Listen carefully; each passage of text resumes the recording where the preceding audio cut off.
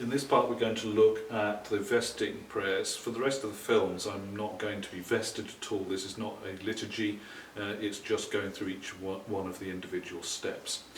So the priest, when he's in church, will be wearing a razon, in other words a cassock, and his exorazon. When you're on duty in church, you should be wearing both of those, and preferably also a hat, which I will take off at this moment. So for the priest to vest, certainly it helps to take off your pectoral cross and remove your exorazon. Each of the items, I'm not going to say the prayers as I go on, but each of the items are blessed and kiss the cross. During this time when you are vesting, you will probably have altar servers coming up and asking for a blessing of their vestments. You have the right to bless your vestments, and deacon has to come to you, and subdeacons and other altar servers. So they'll come to you with their folded vestments, and you will bless them in the name of the Father, Son and Holy Spirit, and they'll kiss the back of your hand. If you are the primary concelebrant, if there is a bishop around, of course they will go directly to the bishop, or if there's a senior priest, they will go to the senior priest, unless that's been delegated to you. The alb goes on, as you've just been seeing, with a string attachment which is just wrapped around the wrist in this manner. I fold my cuff back slightly just to make it more tidy, but very simply just tuck the string under the cuff. I'm not going to assume that anyone watching this knows any of these details, so if they are rather basic, well, that's deliberate.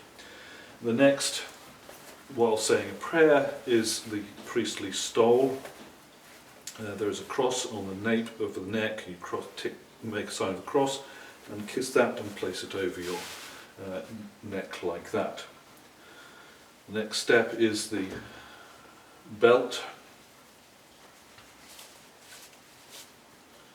Similarly, blessing the cross, placing it around your back, around your front and through the back of the alb, so that the alb falls fully at the back, and if your ribbons are long enough you can tie to the front. If not, you have to make that tie behind your back and tuck the ribbon behind like so, and then the cuffs are put on.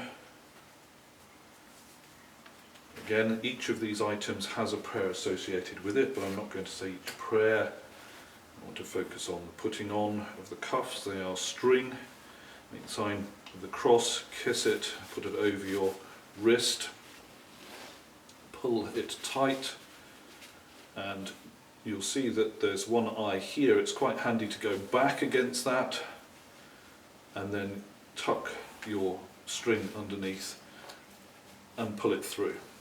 The reason for that, I found, is that these cuffs have a tendency to wander around your wrist, and if you want to remain tidy and not find that you've got this part on the front of your wrist, making that little lock in the string is quite handy.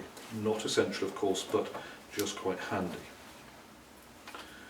And the same happens with that one.